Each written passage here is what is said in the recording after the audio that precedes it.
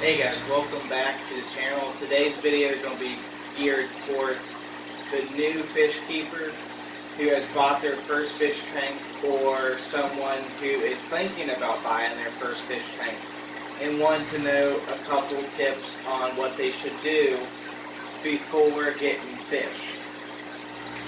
And so I'm going to set up a scenario. Let's say you're brand new, you're thinking about getting a fish tank, and you walk into the fish store and you find a fish tank. Let's say you're buying a 29-gallon tank or a 10-gallon, doesn't matter.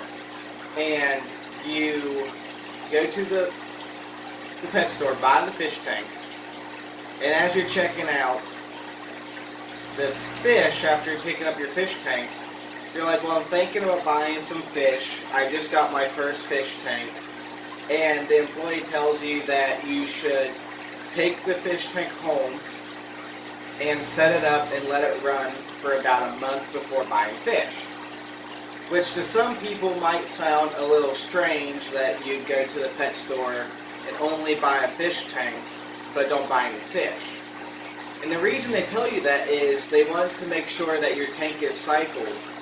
That way if you buy the new fish, it will be a healthy environment and your fish won't die to toxins in the water such as high ammonia amounts, high nitrates, high nitrites, and other stuff like that.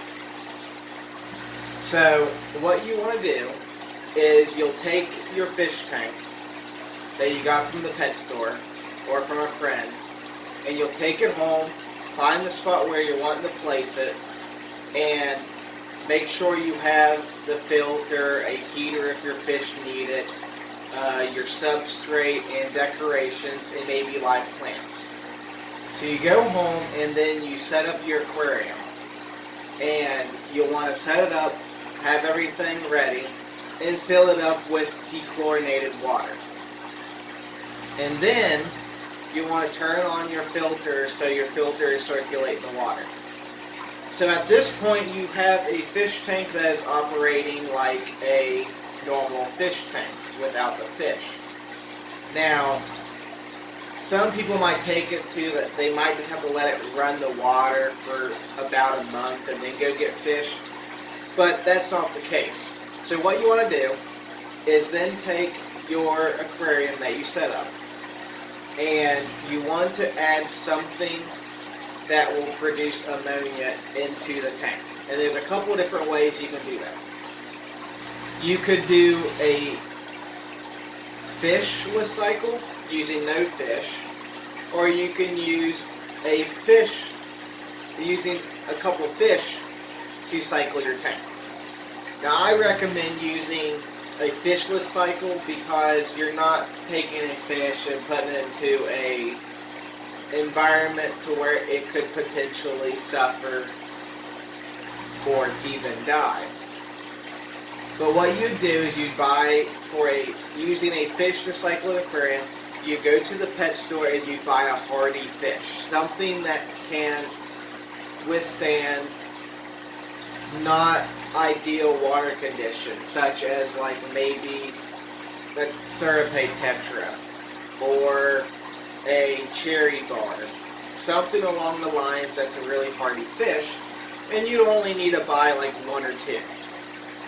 And you'll put them in your fish tank and you would feed them like you normally would.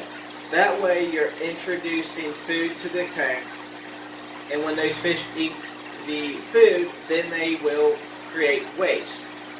And the waste is what's important, because now that waste has introduced ammonia into your water. And the reason for this, the reason why that is good for cycling a tank, is you have bacteria within your aquarium, on the glass, on the substrate, on the inside the filter. Everywhere that there's a surface, there's these bacteria. And they will grow to the amount of ammonia and nitrites that are in the water. So these bacteria will then take the ammonia from the fish waste and uneaten food, and they will break it down into nitrite. Nitrite is less lethal than ammonia, but is still not good for your fish. And then you'll take another type of bacteria that is inside the aquarium, and it will turn the nitrite into nitrates. Nitrates is the least toxic of the three for the nitrogen cycle. Ammonia being the worst, nitrite being the second, and nitrate is the less lethal. Now, nitrate can still cause problems within an aquarium and can even lead to fish death if it gets too high. So if you want to keep your nitrates between 20 parts per million without plants, and if you have live plants, you want to have about 40 parts per million because your plants will feed off of the nitrates. Also, you want ammonia to be 0 parts per million, along with nitrites being 0 parts per million. So after your bacteria has colonized, and when you test it with a API master test kit or a test strip that you can dip into the aquarium and then read, when it tells you that your ammonia is 0 and your nitrite is 0, your tank is cycled. Then you could go to the fish store and buy whatever fish that you want to stick inside your fish tank. Now, to do a fishless cycle, you don't have to introduce ammonia into the water without having fish. The ways you can do that is taking fish food and sprinkling it in so often, not a whole bunch, but you just need enough to where it'll sit on the bottom and rot, and that will introduce ammonia. Or you could go to like Walmart or Lowe's and buy a bottle of 100% ammonia. And the reason you'll do that is you'll actually take that ammonia and you'll spray it into the tank to where it gets enough to like 2 parts per million of ammonia. Then you'll introduce the ammonia to the water column, then your bacteria will break it down. Now, after you got your fish tank cycled, you're ready for fish. Before you get fish, you want to make sure you know what temperature your aquarium stays at. So if you're going to buy neon tetras or tropical fish, you need to keep the temperature in your tank between 76 to 82 degrees.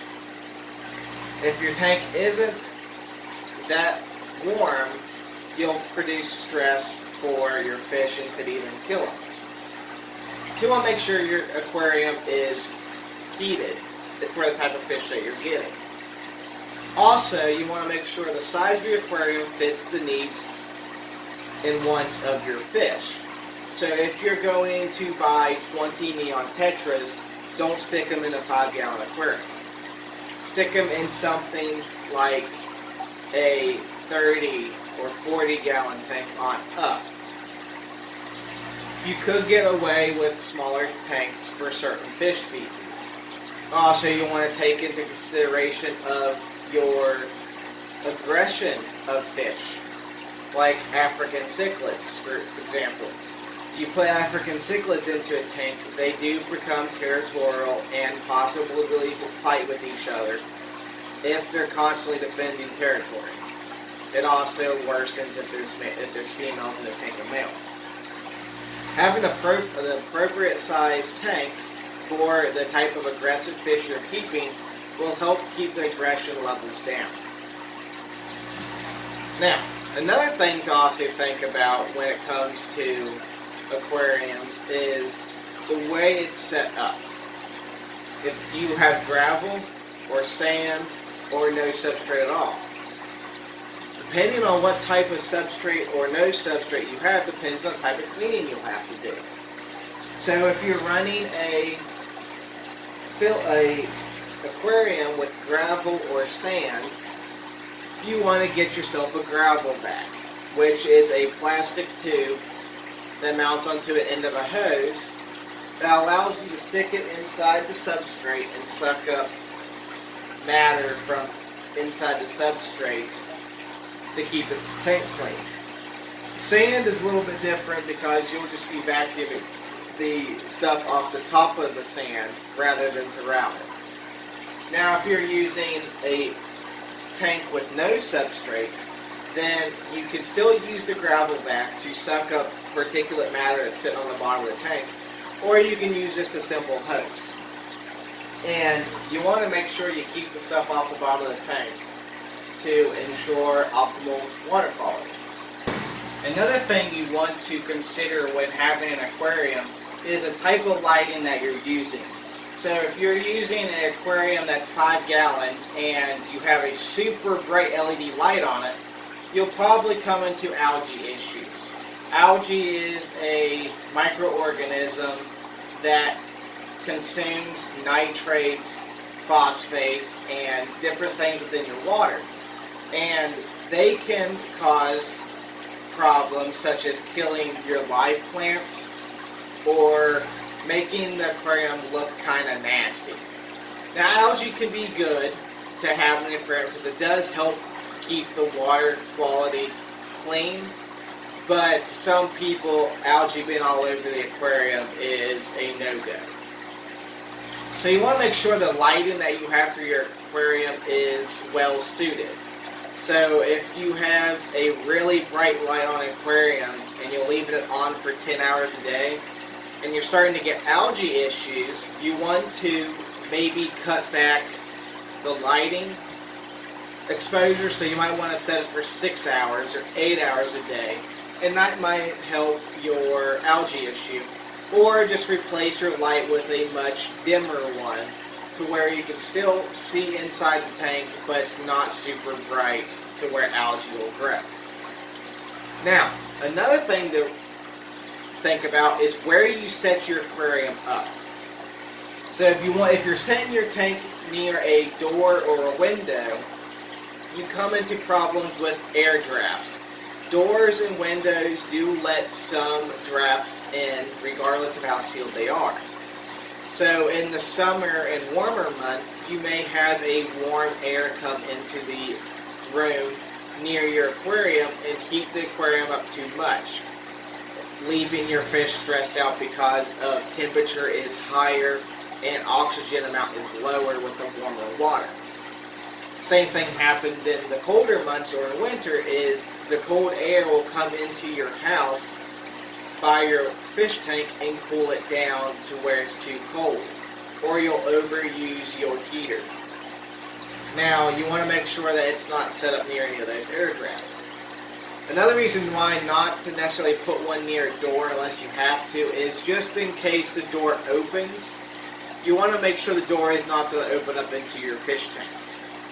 Because if someone comes through and slams the door open, they may hit the fish tank, causing your fish to panic and kill themselves or stress them out. Or it could also hit the aquarium glass, breaking it, causing a leak and flooding your room, which would not be good. So, you want to make sure you don't have it near a door. But if you do, make sure the door opens away from your fish tank. Then you should be fine other than the air draft. Another thing to think about is not to let your aquariums be exposed to direct sunlight. Now, fish under normal sunlight is very pretty and look amazing, but if algae grows in the wild due to sunlight, you'll have algae problems inside your aquarium. Because sun rays are quite powerful and will cause massive amount of algae issues for you. So you want to make sure you cover up any place to where sunlight comes in if you don't want to have algae. So I hope you guys enjoyed this video. Hopefully you learned something if you're thinking about buying your first aquarium, or if you have your first aquarium, hopefully you learned something from this video. If you like this video, make sure you give a thumbs up, and if you don't mind, consider subscribing to the channel. There's always something to learn. I have 22 or so fish tanks in my fish room. There's always something different happening each day. So I hope you guys enjoy.